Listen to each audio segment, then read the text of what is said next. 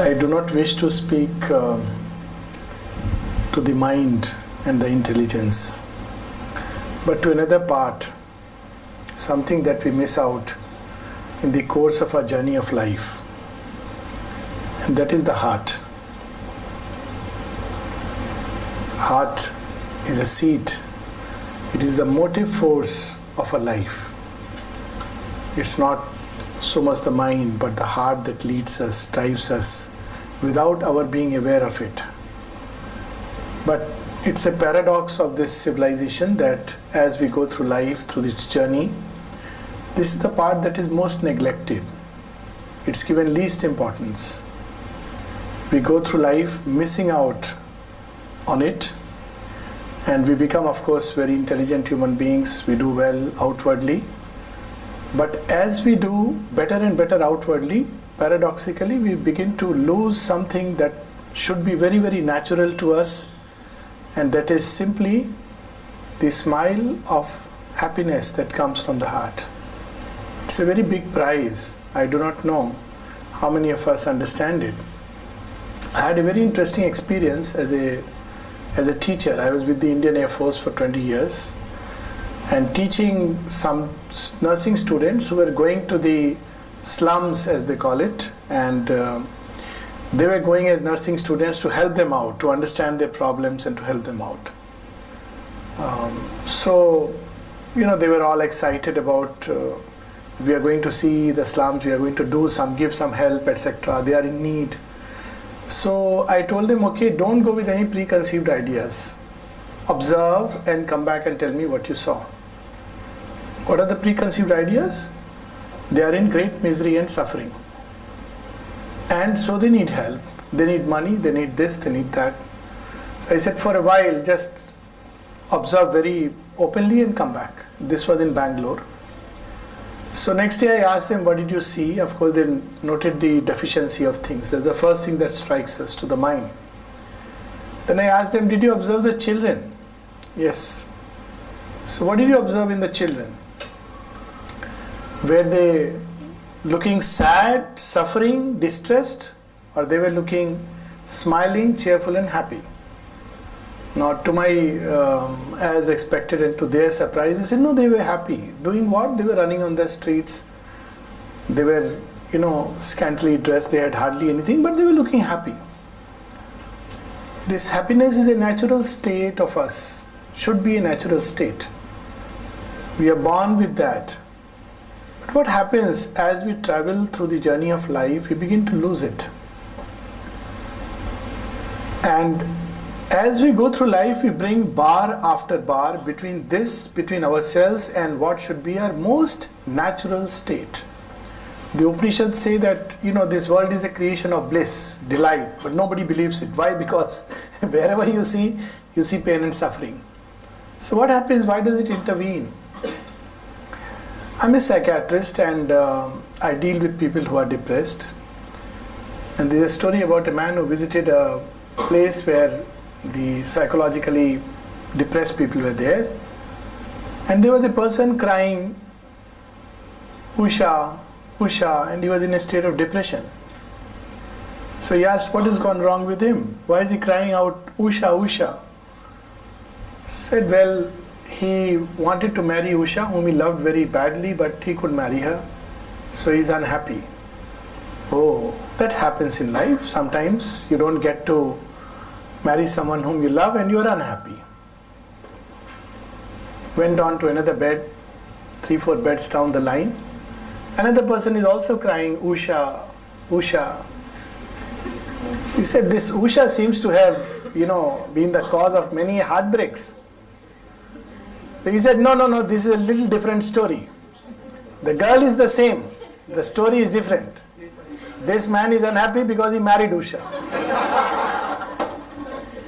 Now, the story doesn't end here. He goes a little further, and he finds that there is a third person also crying out, Usha, Usha. He says, what's gone wrong with him? What did Usha do to him? He says, no, the problem is this man doesn't even know who Usha is. He is simply observing these two people crying out for Usha. He doesn't know why they are crying.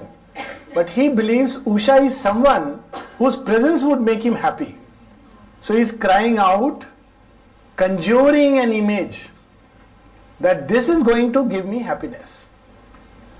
It's very unfortunate that as we grow through life, we begin to lose this very natural state. Why? Because we have so many, we conjure.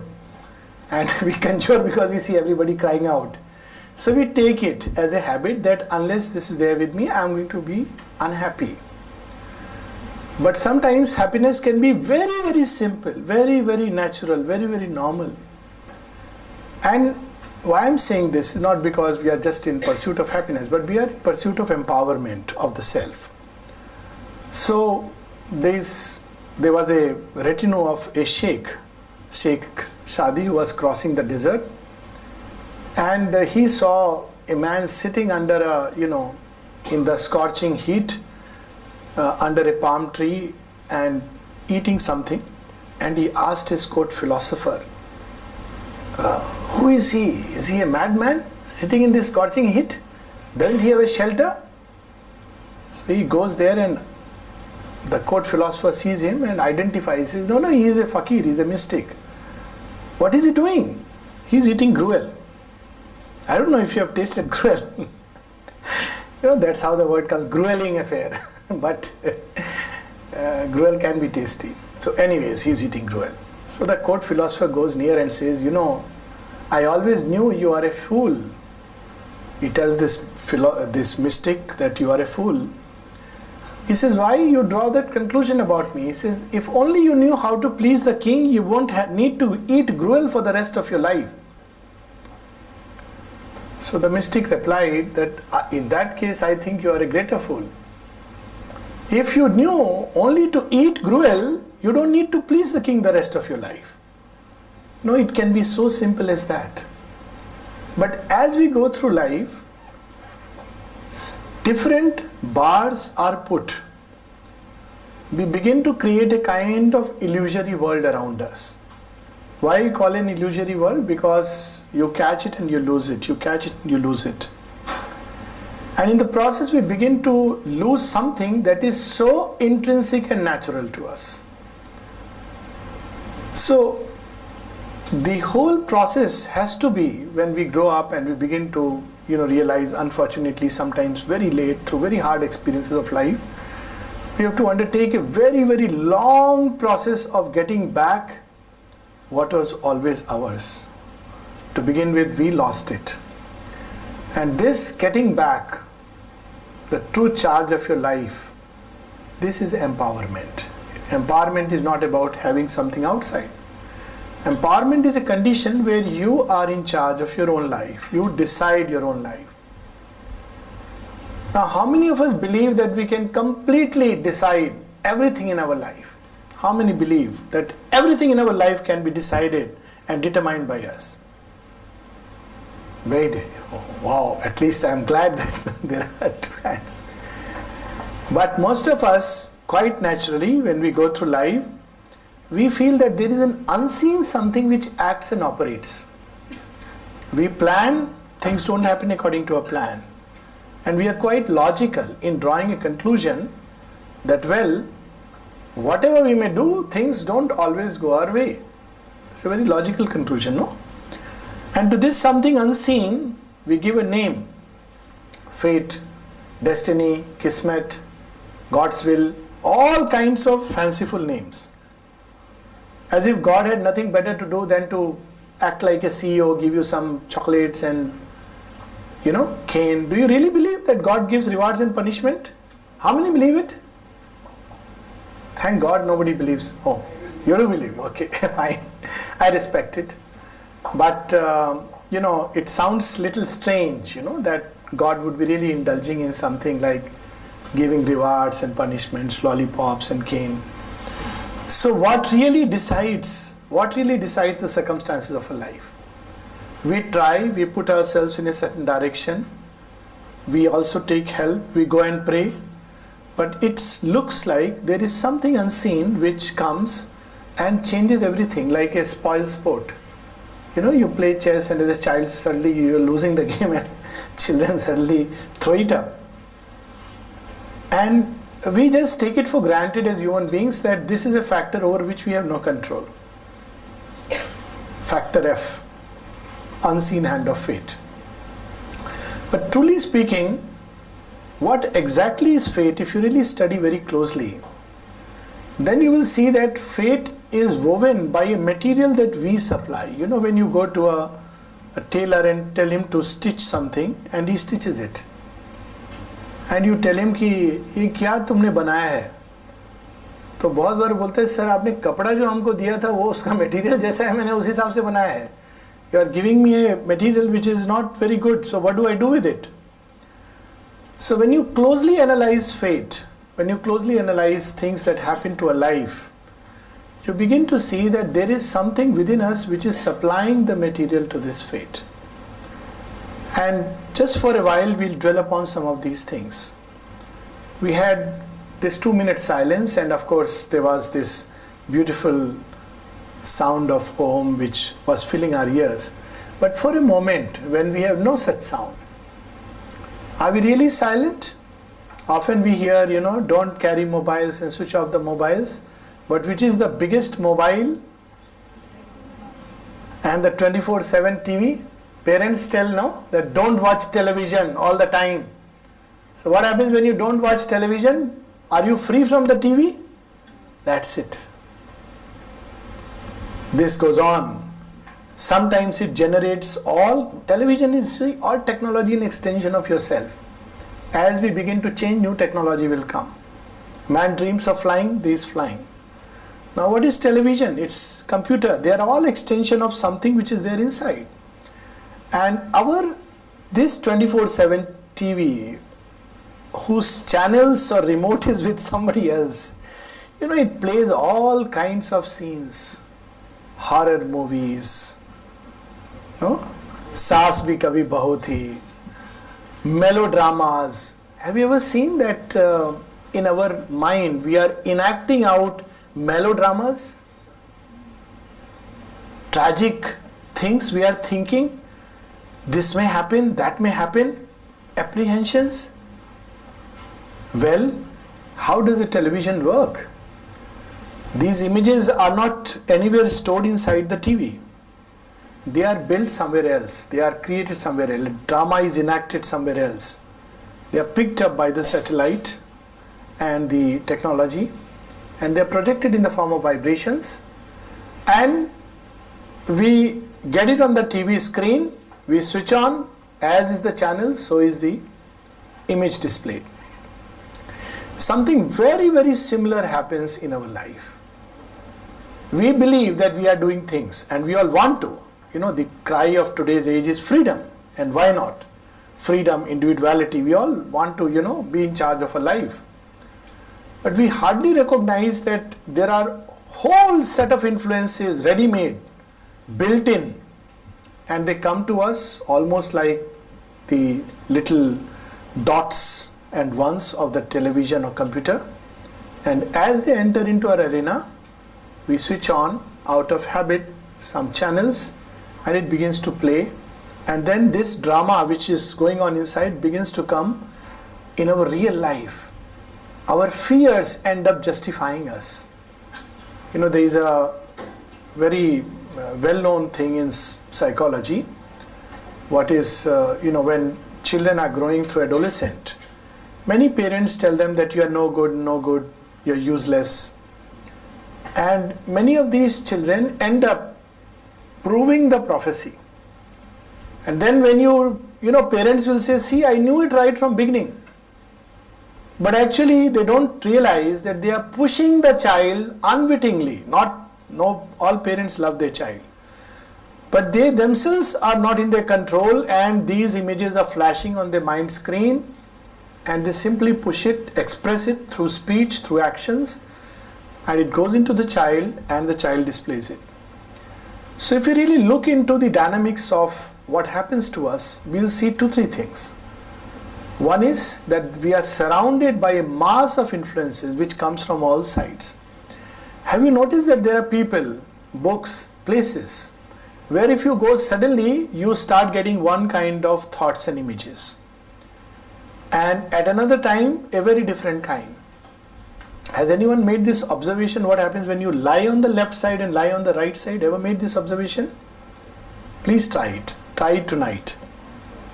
Yeah, just observe. Don't do anything. Just observe that if you lie on the left side, what thoughts come to you, and when you turn to the right side, what thoughts come to you. You will be surprised. I am not going to bias your mind with anything from my side. Observe that when you are lying flat and when you are sitting, what kind of thoughts come to you. Observe when you are feeling bored and just lazing around, what images flash. And when you are busy and active, what kind of images flash. So you'll begin to observe something, that a whole set of, we are surrounded by a whole set of influences and vibrations, and we are not even aware of it. And it comes. From where it comes, we'll not talk about it, because this is entering into a totally different domain. Even people's company, strangely.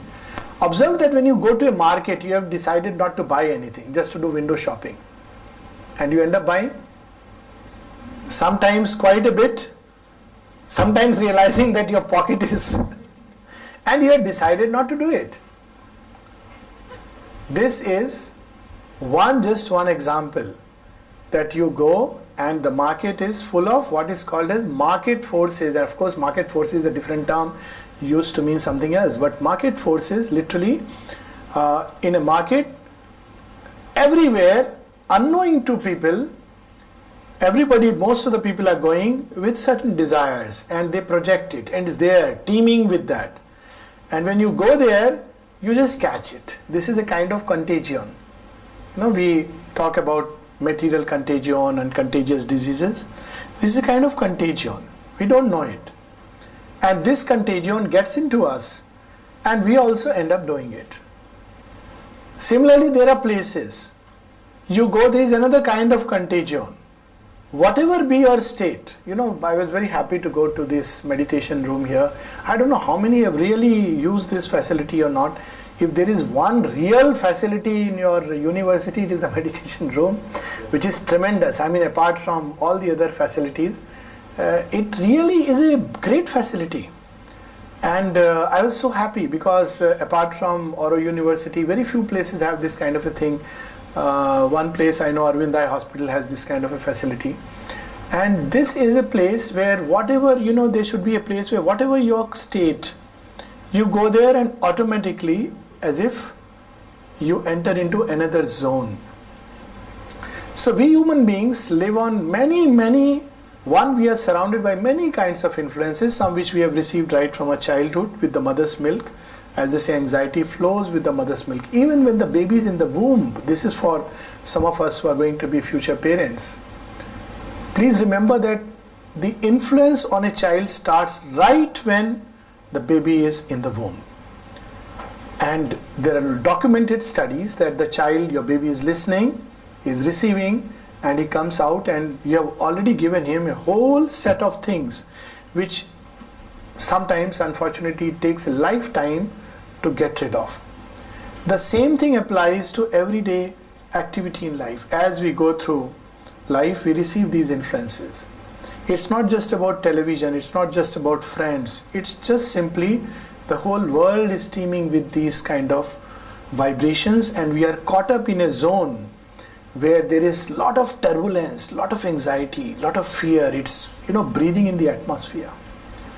So what is needed is, is this going to be always like that? No. What is needed is that we need to discover within us some space, if at all, where these things are not, a space of peace, a space of quietude, a space of true empowerment, a space where automatically we feel in control of our life, a space where we feel that if we were to will from that point of advantage, things will be the way we want them to be. It is possible. There is a space. As we come out, there are a lot of contradictory wills inside us. One thing wants this, one thing wants this. They cancel each other, and the net result is a confusion. Our inner confusion begins to reflect outside. But there is a space within us. If we can enter that space and will from there, things begin to change.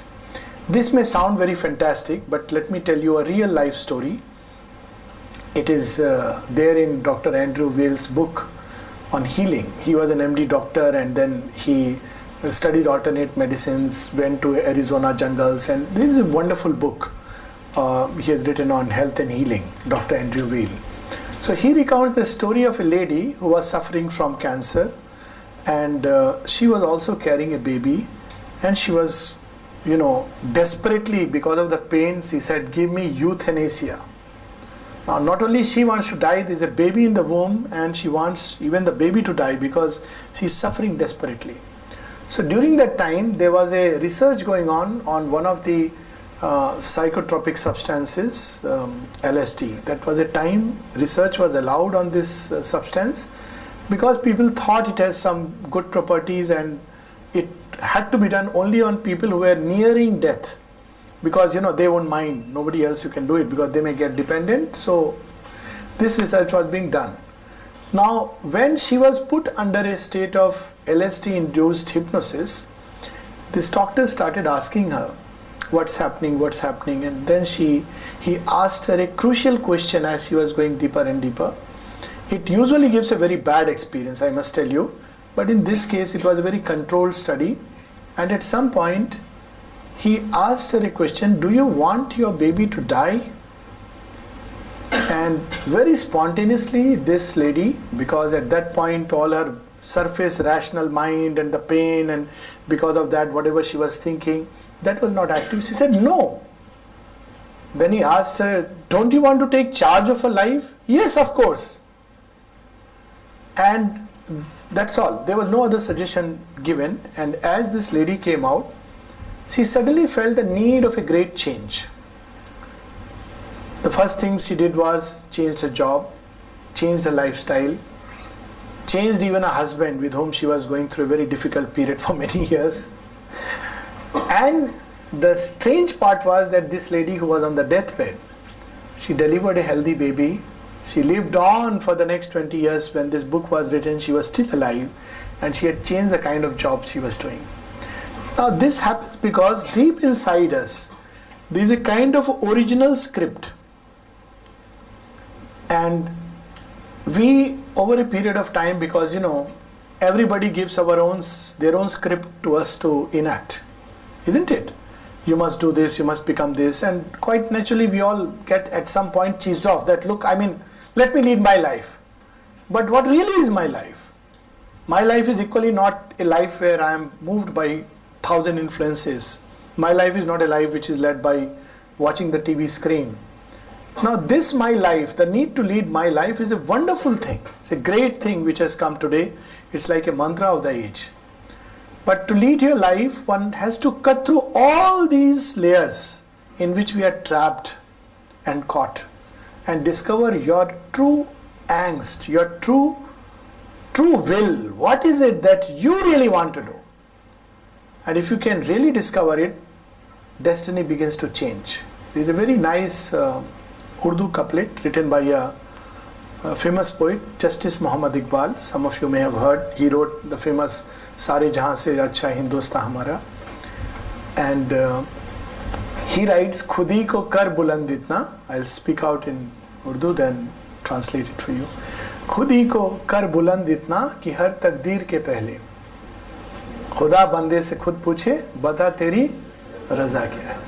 खुद ही को कर बुलंद इतना, your self will, इतना बुलंद, make it so strong, make it so powerful that खुदा बंदे से खुद पूछे, God asks you, tell me, what is your will? Here is a blank paper, write it, what you want, and I say sanction it.